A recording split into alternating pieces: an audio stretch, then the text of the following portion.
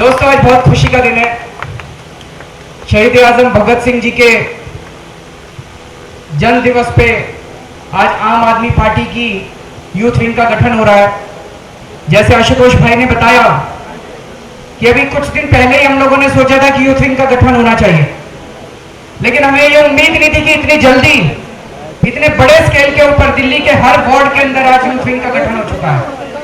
और अभी 3 दिन पहले जब यूथ विंग की मीटिंग हुई थी तो जर्नैल सिंह जो कि अध्यक्ष हैं हमारे यूथ विंग के, इन्होंने प्रॉमिस किया था कि 1 महीने के अंदर दिल्ली के हर बूथ पे यूथ विंग का गठन हो जाएगा और आपको 1 महीने के अंदर दिल्ली के हर बूथ के ऊपर एक कार्यक्रम हम करके दिखाएंगे पूरी दिल्ली के अंदर। मैं आप सब लोगों को बहुत बधाई देता हूं, खासतौर से यूथ विंग के जो हमारे नेता हैं उन सब लोगों को, कार्यकर्ताओं को।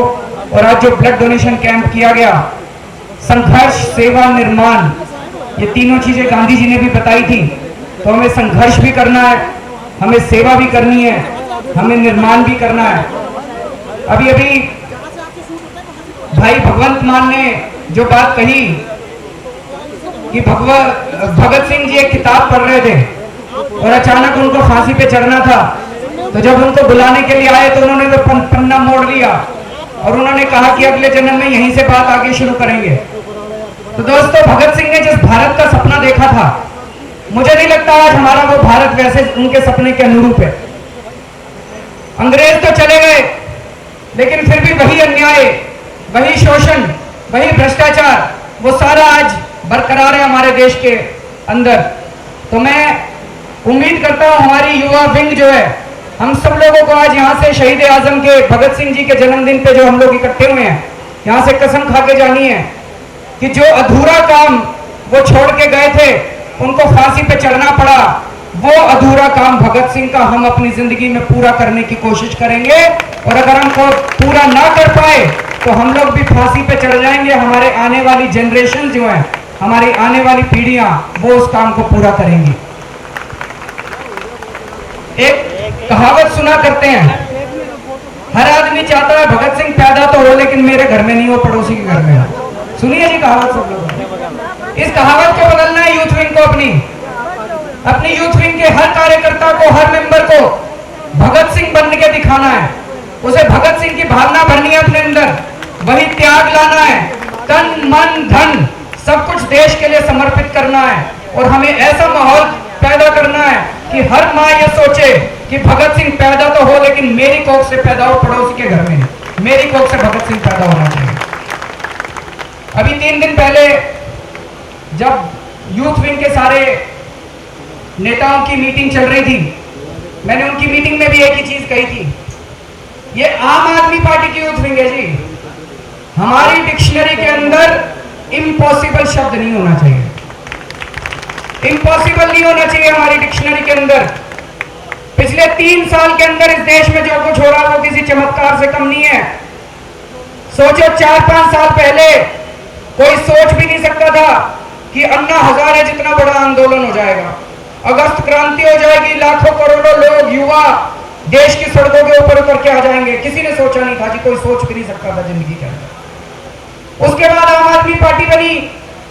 आम आदमी पार्टी 1 साल के अंदर किसी ने सोचा भी नहीं था।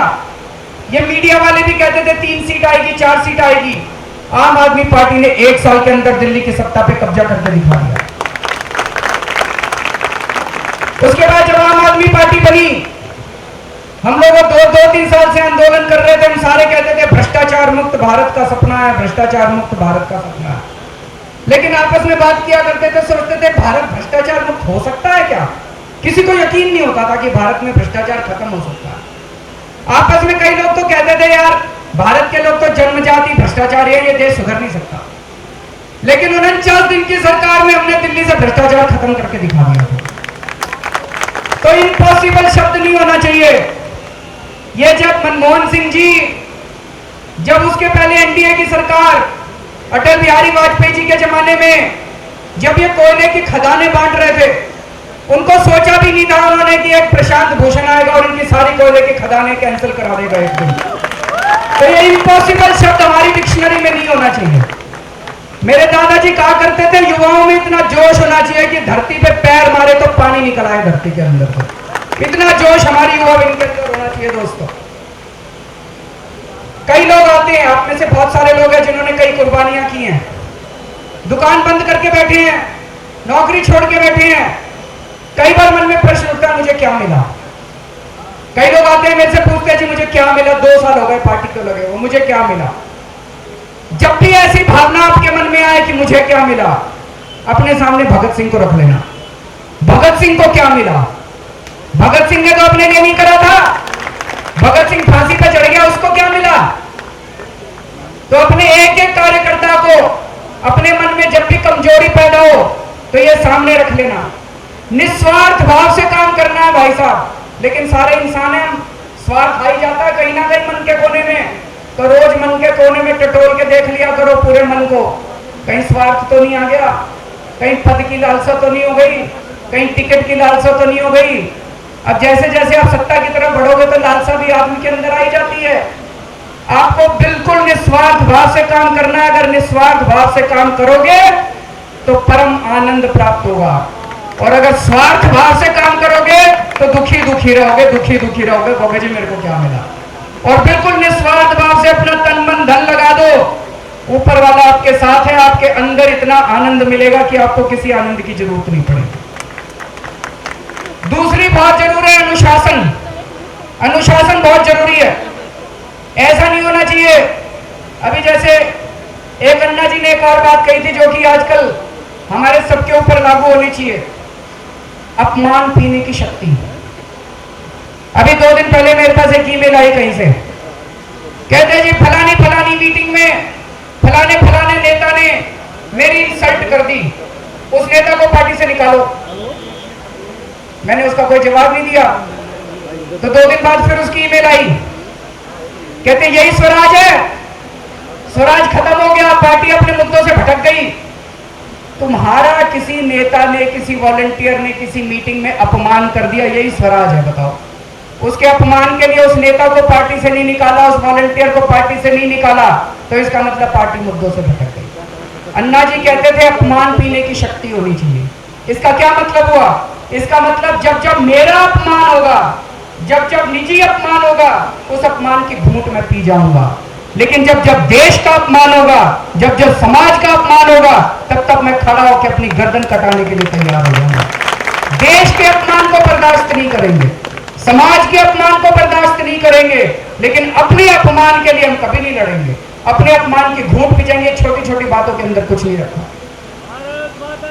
एक चीज और बहुत जरूरी है जी, एक कसम खा लो आज, एक दूसरे की बुराई करना बंद। बुराई नहीं करनी है एक दूसरे की।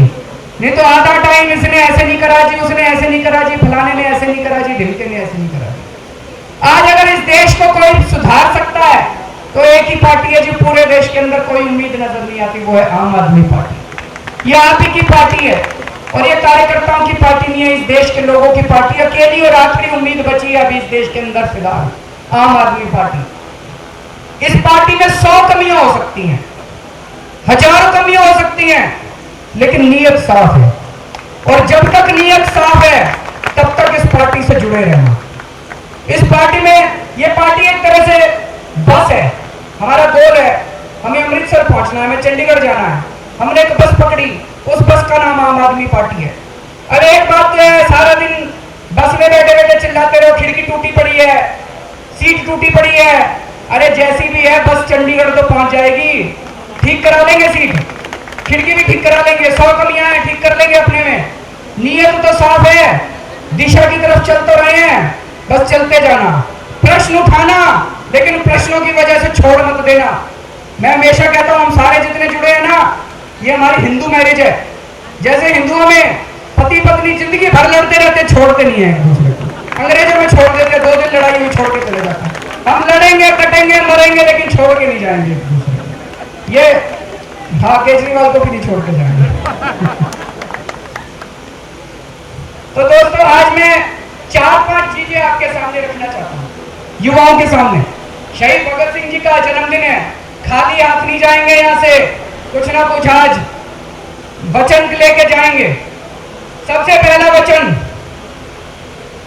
अगर हमें कहीं कोई महिला कहीं दुख में नजर आएगी, महिलाओं की सुरक्षा पे कहीं आंच आएगी, तो अपनी जान लगा देंगे, लेकिन उस महिला को सुरक्षित करने के लिए हम, उस महिला को सेफ्टी देने के लिए हम अपनी जान लगा देंगे अगर कहीं कोई महिला हमें। दूसरी चीज, जो युवा आम आदमी पार्टी की युवा विंग से जुड़ेगा उसको कसम खानी पड़ेगी, ना तो मैं शादी में दहेज लूंगा और ना दहेज दूंगा। गलत तो नहीं कह रहा जी?